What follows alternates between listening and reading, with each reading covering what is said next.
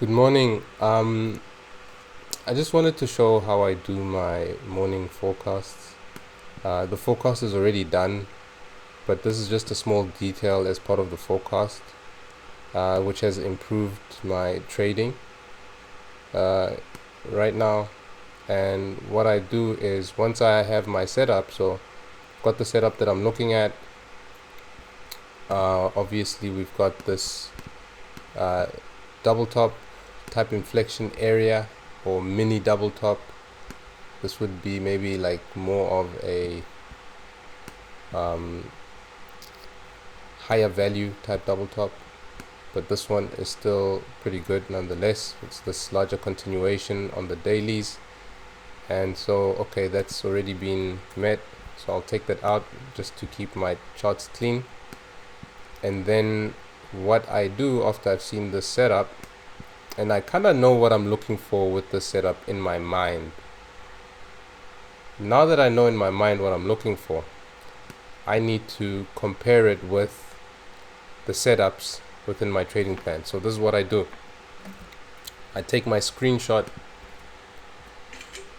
my forecasted screenshot. It could be a 4-hour screenshot, it could be a 1-hour screenshot. With this one, I just have a 4-hour screenshot. Right down here, it is USD JPY. Joy, yes, of course, JPY. Where's this? JPY, yeah. So there we go. I'll just leave this open for now. Going to my trading plan, and I already know the setup that I'm thinking about in my mind is this one. Call it the Lucky Two Touch. It helps me remember them because some of them I name because I first saw them from somebody who showed me that type of setup, and then I back tested it. So a good friend of mine, Lucky, I think I saw him taking these type of setups quite a lot. But this is a usual go-to setup, I believe, as part of the Falcon strategy. So I would then take a screenshot of my validation and invalidation criteria. I'd put that screenshot right on top of the setup. So only one time frame, like I said. And then what are we looking for here? So criteria number 1 up here says structured approach to the first mini double top and does not need to be perfect. So we've got a structured approach to this larger, we'll call it a mini double top, and it's not perfect. As you can see, this is larger in terms of depth than this, but we've got that structured approach. Great, amazing. Commitment to the downside seen. So the screenshot I should have taken actually should have had a drawing here with commitment to the downside, something like so. Okay, so this is price committing. If I can manage before these lows, great. I wouldn't take on that low in particular, because what we may find is after having this type of push up, we may get almost like a perfect little 1 2 3 where price might just shoot up to the upside. So I want to be able to manage before this low and this low. Otherwise, the position I'll take is probably going to be in these areas over here. So now that is done, what is the next criteria? Okay, entry needs to be a 15-minute or a 1-hour 2-touch. The second touch has a 3-touch within it. Okay, so what that now means is, let's say we'll be taking it on the 1 hour. I'm sure a 15-minute would do here, but what I'll be looking for is a 2-touch, but that 2-touch should have a structured approach to the second touch. So something like that. We'll have the 2-touch like that, with a little bit of a structured approach. Okay.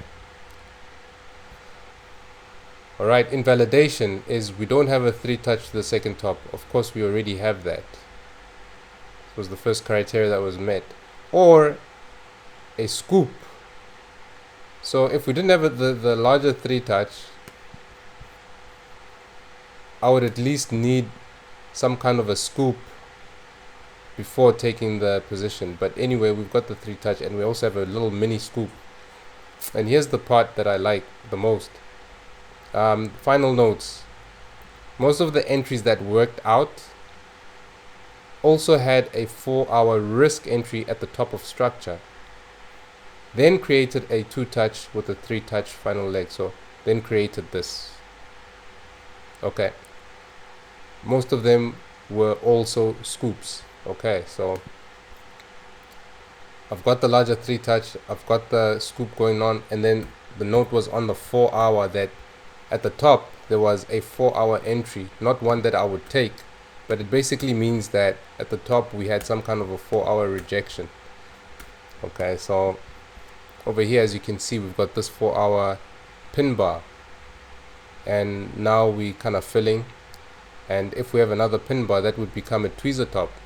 So that's an amazing 4-hour entry. So if now we commit after having all of those things, I'm definitely not looking for perfection in terms of the type of flag that I'll be looking for in this area. So let me just draw this in.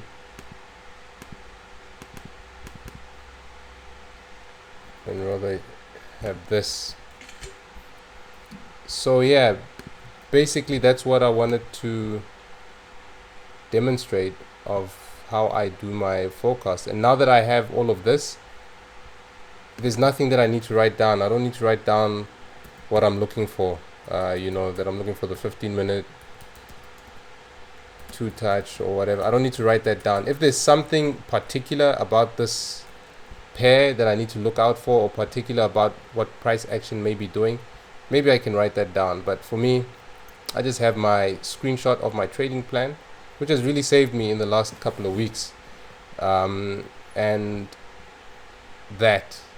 I've found that to work quite well. So nonetheless, happy trading. Have an amazing week further.